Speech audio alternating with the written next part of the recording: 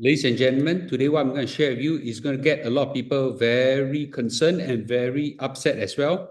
But I think it's very important that I share with you what I see that's happening, and it's going to get even more real, and it's potentially going to hit many of us and even our children. So let's just watch on to see what is this new trend that is going to hit both Singapore and Malaysia as well. So I just came back from Hong Kong and Shenzhen, and during my trip there, I was cautioning many of us that the Chinese competition in terms of their labor force, their entrepreneur, and so on is very, very, very, very intense. And the idea of me sharing everybody is that one day our children have to fight them in the business world, so we must well get our children ready and more or less ourselves ready in future. Well, I'm already in my 50s, maybe I won't face them whatsoever. Upon coming back, a lot of entrepreneurs have actually invited me to talk to them.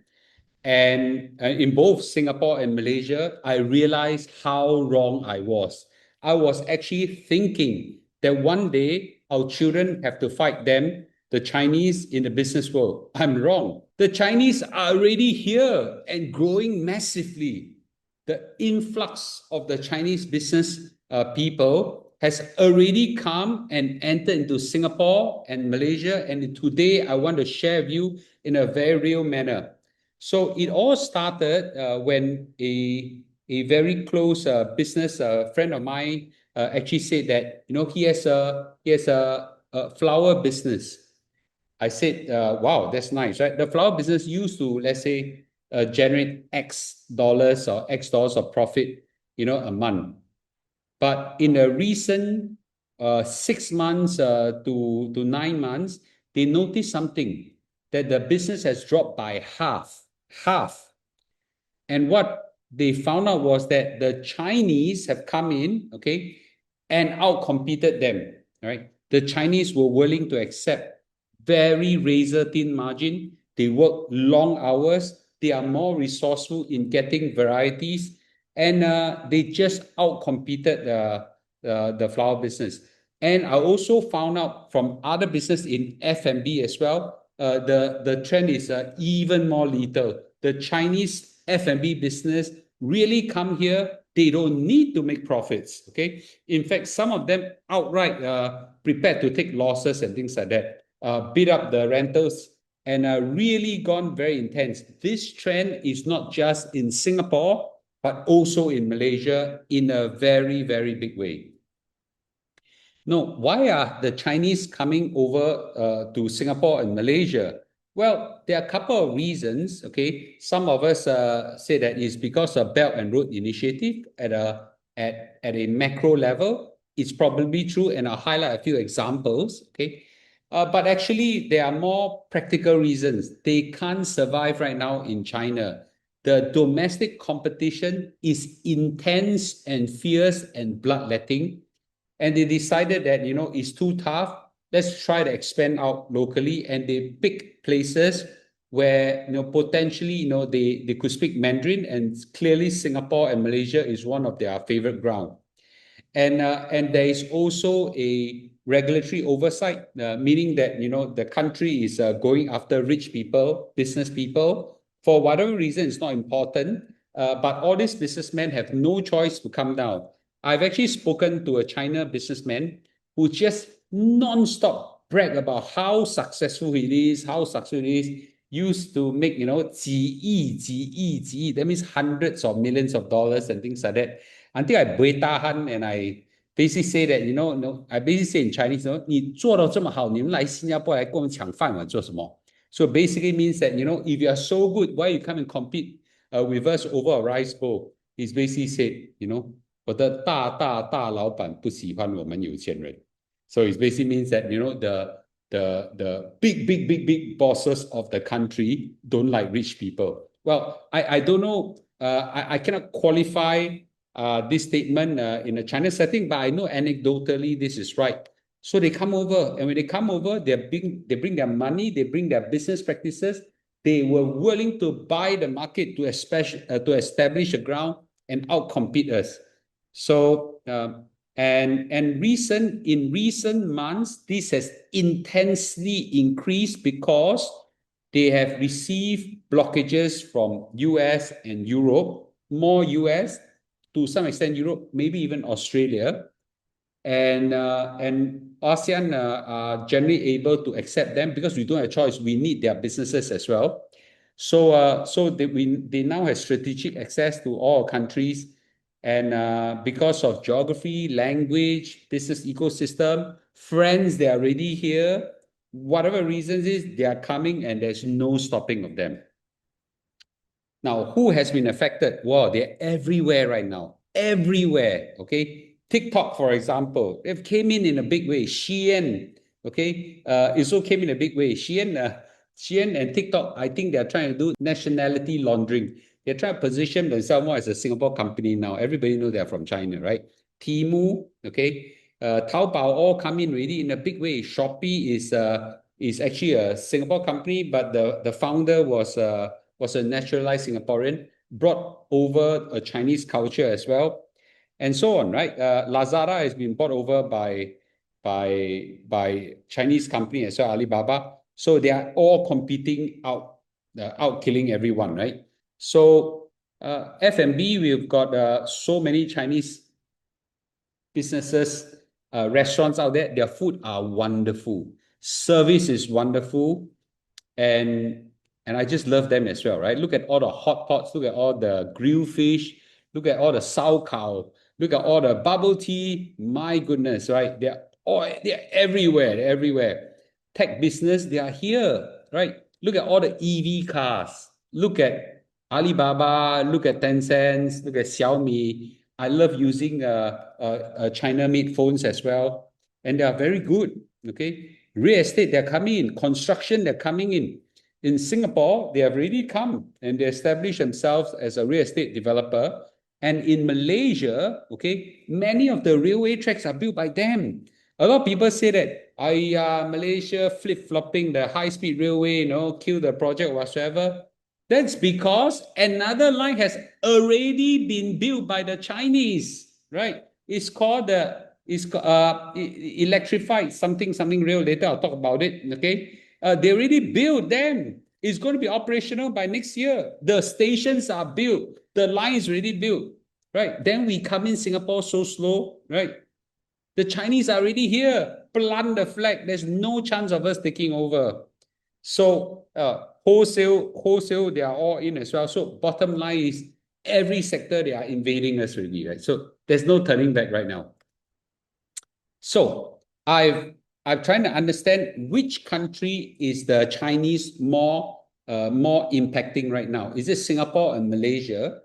And I asked some businessmen, okay, and I also asked AI as well, and the answer is unified.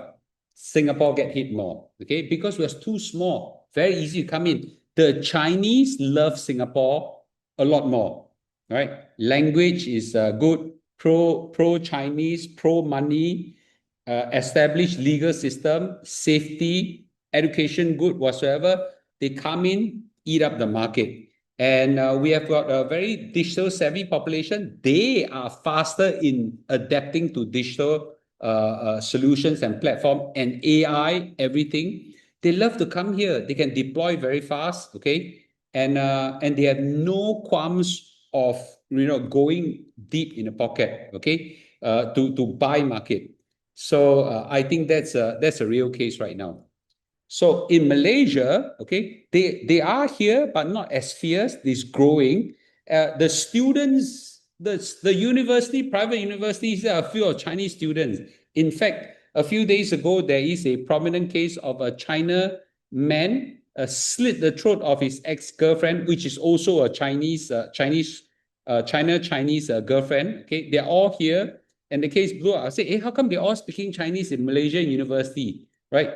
It is. They're all here, and they come here, really go out to buy market and especially make their presence felt.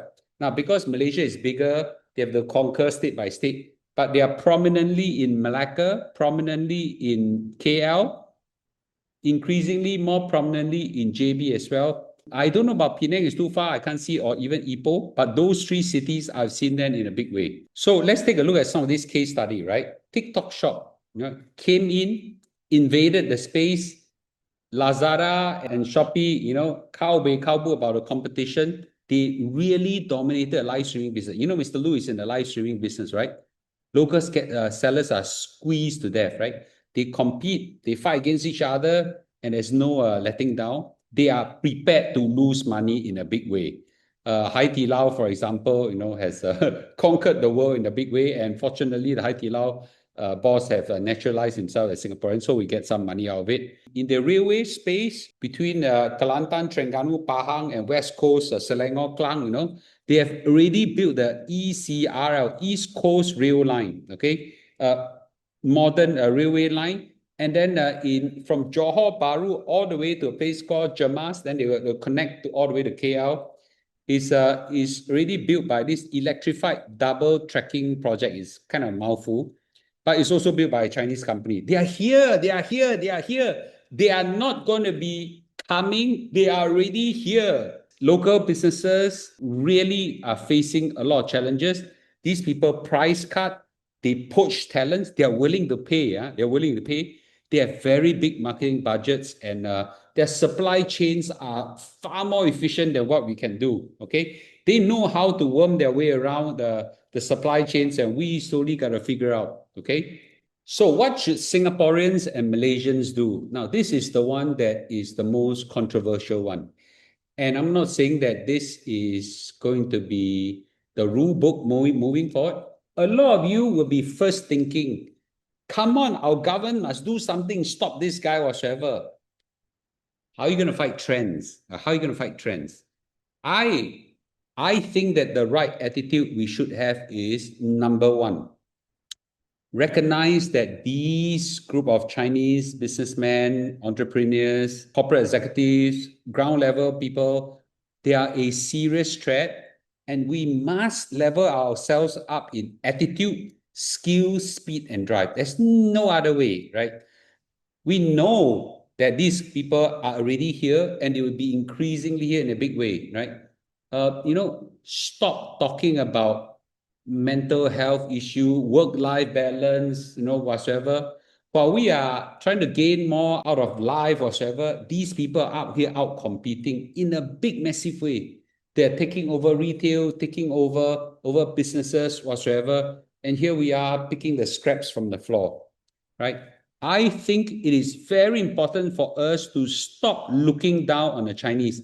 Now, I think the younger Singaporeans right now don't look down on Chinese, but the old folks like us, maybe in our 40s, 50s, 60s, 70s, we tend to look down on Chinese. We look down on the Chinese-made product. We look down on their immigrants. We look down on their accent. They can't even speak English well, things like that, right? And you know what? Okay, they are really, really, really very good. Okay, now I know you've probably seen some of the videos and things like that. Even your European-made products, Chanel, Hermes, LV, whatsoever, a large part of it were made by the Chinese anyway. A lot of your think it's not real. I have seen with my own eyes, okay, in Europe, where all these products are made, in a place called Prato. All the OEMs are there. The OEMs made in Italy, European handbags, branded ones. Okay, this actually made by Chanel, commissioned by Chanel, made by LV, made by Hermes, whatsoever. The OEM companies that this company commissioned, all the workers are Chinese. They can't even speak Italian. I think I can speak more Italian than these guys. I saw them, right? They're making it, their skills and craftsmanship are very good. Our Chinese made products are all over right now. We just got to accept it. Stop looking down on them. The next thing I want to say is stop blaming God, stop blaming government, stop blaming your parents, stop blaming the foreigners, and start getting serious to face them. You cannot fight global trends, right?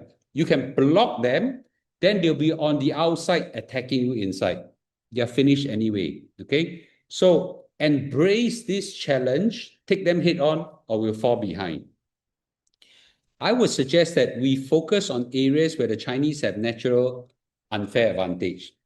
Culturally, the market would not accept them. When you have an advantage, finance in areas where IP, intellectual property are being respected whatsoever, okay? All these, the Chinese generally have unfair disadvantage, sorry, okay? Yeah, focus on these places where it's very difficult for them to penetrate.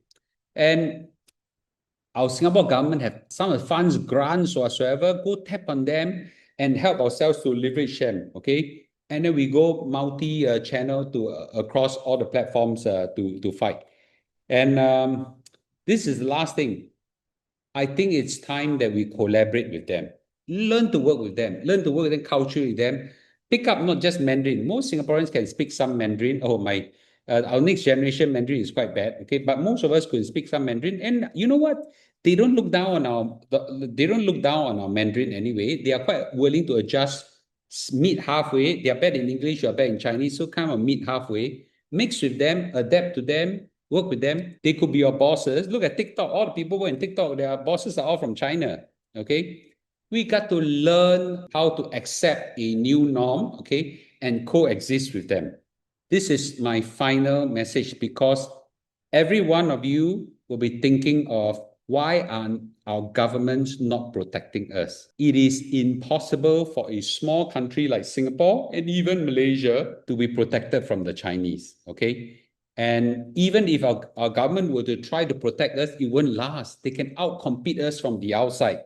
So rather that, let's find ways handling them, be serious about them. They are already here. I was so wrong. I thought I can afford to wait for, it's none of my business, my next generation business. No, they're already here now, okay? So let's just get serious about them.